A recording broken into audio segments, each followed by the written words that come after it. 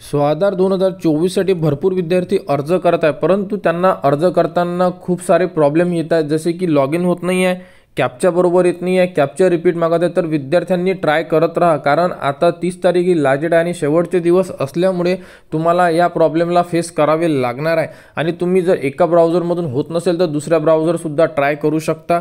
आणि फॉर्म जेवढ्या लवकर होत असेल तेवढ्या लवकर भरा, परंतु फॉर्मला एडिट ऑप्शन आहे नाही. त्यानंतर ग्रीव्हियन्स टाकल्यानंतर सुद्धा ग्रीव्हियन्सला लवकर रिप्लाय येत नाही आहे. तर अशा प्रकारचे प्रॉब्लेम सुरू आहेत. त्यामुळे विद्यार्थ्यांनी प्रॉपर व्यवस्थित फॉर्म भरा आणि आपल्या ऑफिसला सबमिट करा.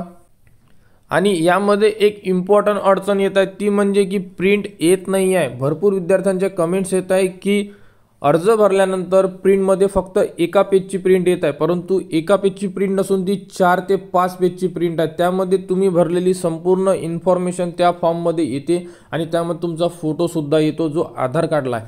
या प्रकारे संपूर्ण फॉर्मची प्रिंट काढूनच तुम्हाला ते ऑफिसला सबमिट करावी लागणार आहे.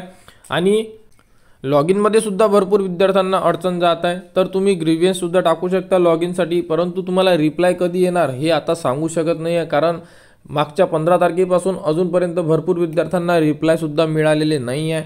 तर भरपूर विद्यार्थी अजूनही विचार करत आहे की नेमकं आता कोणाकडे कंप्लेंट करायची. तर ज्या विद्यार्थ्यांच्या प्रिंटआउट येत नसेल त्या विद्यार्थ्यांनी फॉर्म भरून ठेवा. प्रिंटआउटचे ऑप्शनचा जोही तुम्हाला प्रॉब्लेम येत आहे तो सॉल्व्ह होऊन जाणार. प्रिंटआउट येत नाही म्हणून टेन्शन घेऊ नका. प्रिंटआउट आल्यानंतर त्याबद्दलची अपडेटसुद्धा तुम्हाला आपल्या टेलिग्राम चॅनलवर देण्यात येणार आहे. त्यासाठी टेलिग्राम चॅनललासुद्धा तुम्ही जॉईन करू शकता. आणि बघू शकता शेवटची तारीख 30 नोव्हेंबर 2024 देण्यात आलेली आहे. तारीख वाढणार का याबद्दलची अपडेट कुठेही उपलब्ध करून दिलेली नाही आहे. आणि अर्ज भरल्यानंतर तुम्ही तुमच्या डिस्ट्रिक्ट कार्यालयाला नेऊन द्यायचा आहे.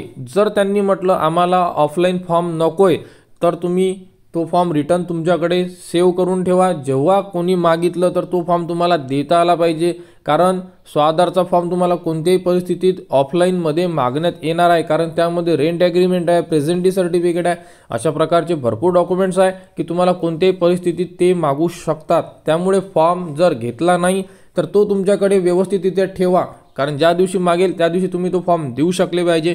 आणि जेवढ्या लवकर तुम्ही अर्ज करू शकत असाल तेवढ्या लवकर तुमचा अर्ज सबमिट करा. आणि स्वाधारबद्दल 30 तारीख सध्या लास्ट डेट आहे. डेट वाढेल का अजूनपर्यंत कुठेही अपडेट उपलब्ध नाही आहे. त्यामुळे 30 तारीख अंदाजे पकडून तुम्ही तुमचे फॉर्म सबमिट करा. जर काही अपडेट आली तर ती तुम्हाला आपल्या यूट्यूब चॅनलवर उपलब्ध करून देण्यात येणार आहे. आणि स्वाधारबद्दल संपूर्ण अपडेटेड व्हिडिओ आपल्या यूट्यूब चॅनलवर उपलब्ध करून दिलेले आहे. त्यामुळे तुम्ही सर्व अपडेटेड व्हिडिओ चेक करू शकता. रेंट ॲग्रीमेंट, त्यानंतर तुम्हाला जे स्थानिक रहिवासी नसल्याबाबतचे प्रमाणपत्र, त्यानंतर 5 किलोमीटर महानगरपालिकेचे प्रमाणपत्र, याबद्दलचे संपूर्ण आणि डॉक्युमेंट्स कोणते सबमिट करायचे हे सुद्धा व्हिडिओ उपलब्ध आहेत. विद्यार्थ्यांना कुठेही काही चेक करायची गरज नाही आहे. ते व्हिडिओ चेक करा. त्यामध्ये तुम्हाला जोही व्हिडिओ कामाचा वाटेल त्यामधली इन्फॉर्मेशन चेक करा व आपले फॉर्म सबमिट करा.